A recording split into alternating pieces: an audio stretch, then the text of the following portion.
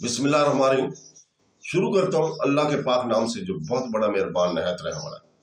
दोस्तों, बहनों, भाइयों, बुजुर्गों, देखती आंखों और सुनते कानों को अस्सलाम वालेकुम। बहनों, भाइयों, दोस्तों और बुजुर्गों, इस्लामी फलसफे, इस्लामी तौसूफ और तारीखी शख्सियात की मालूमाती सीरीज की आज की वीडियो में हम मुल्ला फनारी की सीरत और इनके मज़ार की तारीख को बयान कर रहे हैं। तो दोस्तों, मुल्ला शमसुद्दीन मोहम्मद बिन हमजा अल फनारी, जिसे आमतौर पर मुल्ला फनारी के नाम से जाना जाता है, करूने वस्ता के उस्मानी दौर के एक मुमताज इस्लामी स्कॉलर, मंतकदान, माहिर अलयात और सूफी थे। 1350 में पैदा हुए मुल्ला फनारी इस्लामी दुनिया के एक बासर दानिश्वर शख्सियत बन गए, जो इस्लामी फलसफा, अलयात और फिका में अपनी शराकत के साथ साथ तसूफ के साथ अपनी वाबस्तगी के लिए मशहूर है। इनके काम ने उस्मानी फिक्री और जिंदगी पर गहरा असर डाला, खास तौर पर इब्ने मकतबा फिक्र के साथ इनकी मसरूफियत के जरिए, जिसने इस्लामी तालीमात के अंदर मंतक और फलसफे के इंजमाम पर जोर दिया। मुल्ला फनारी के काम, जिनमें से बहुत से अकली, अहलियात और इस्लामी फिका पर मरकूज थे, उन्होंने इसके दौरे फिक्री ढांचे को तश्कील देने में मदद की, जिसने कानूनी स्कॉलर्स और सूफिया दोनों को मुतासर किया।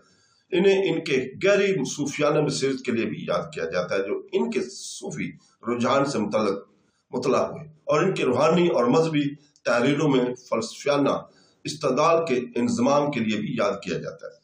मुल्ला फनारी ने अपनी जिंदगी का बेशतर हिस्सा दर्स और तदरीस, तहरीरें और फिक्री मबासों में गुजारा, जिसने उस्मानी इल्मी निज़ाम की तरक्की में अहम किरदार अदा किया। इस्लामी मंतक, अखलाकियात, अलयात के शोबों में इनकी सबसे काबिल जिक्र शराकतें थीं, जहां उन्होंने ऐसी बुनियादी फजीलतें फराहम की जिनसे इस्लामी सुल्तनत को बढ़ती हुई फिक्री हब्बो हवा के साथ क्लासिकी इस्लामी फिक्र को जोड़ दिया।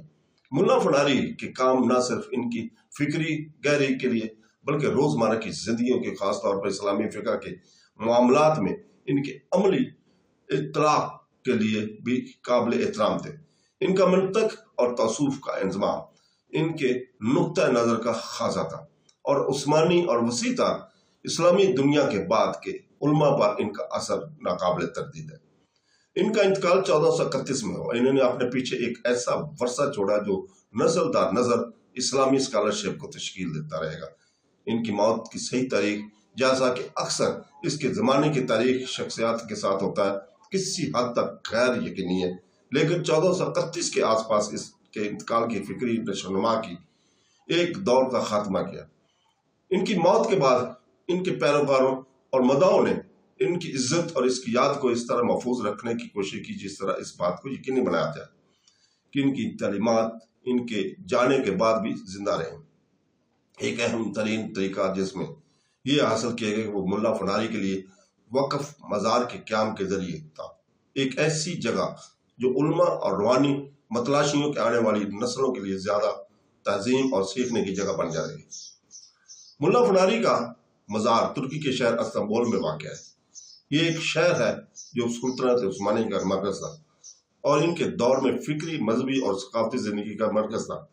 इस्तांबुल अपनी भरपूर तारीखी अहमियत और मुख्तलिफ फिक्री रवायत के पिघलने वाले बर्तन की हैसियत के साथ मिला मुल्ला फनारी के कद काट के इल्म के लिए एक मुनासिब मुकाम था। ये मज़ार इस्तांबुल की तारीखी जिला में वाक़ है, जहाँ ये लोग इन लोगों के लिए एक अहम मकाम बन गया जो इस अजीम आलम की मेरास से जुड़ना चाहते हैं।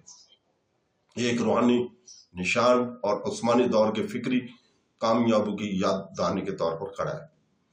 मुल्ला फनारी के मकबरे का ऐन मुकाम अब बहुत अहमियत का हासिल है, जिसका दौर तुलबा और उल्मा अकीदतमंद यकसा तौर पर करते हैं, जो इस अजीम मफक्कर की हिकमत को अकीदत पेश करने के लिए बेचैन है।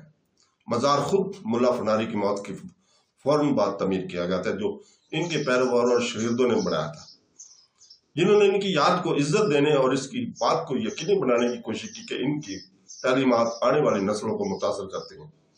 मज़ार का इब्तदाई ढांचा सादा था, लेकिन वक्त गुजरने के साथ साथ इसे एक अहम मजहबी और इल्मी मरकज के तौर पर बढ़ाया जाए और बरकरार रखा गया।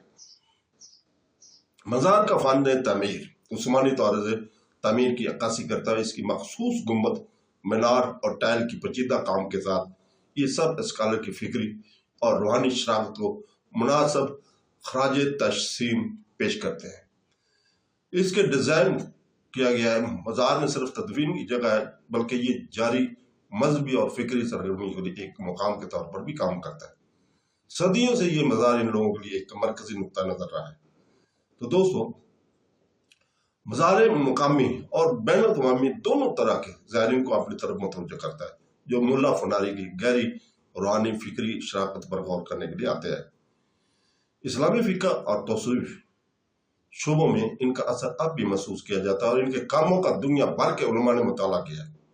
یہ مزار زیارت اور مطالعہ کی جگہ کے طور پر اسلامی فکری روایت اور فلسفہ کے وسیع دونوں پر ان کی فکر کے دیر پا اثرات کے ثبوت کے طور پر کام کرتا ہے۔ ملا شمس الدین محمد بن حمزہ الفناری، جسے ملا فناری کے نام سے جانا جاتا ہے، کی وفات 1431 میں ہوئی اور ان کا مزار ترکی کے شہر استنبول میں واقع ہے۔ مزار کو ان کے شاگردوں اور پیروکاروں نے ان کی موت کے فوراً بعد ان کی یاد کو عزت دینے اور ان کی تعلیمات کو محفوظ رکھنے کے لیے بنایا تھا۔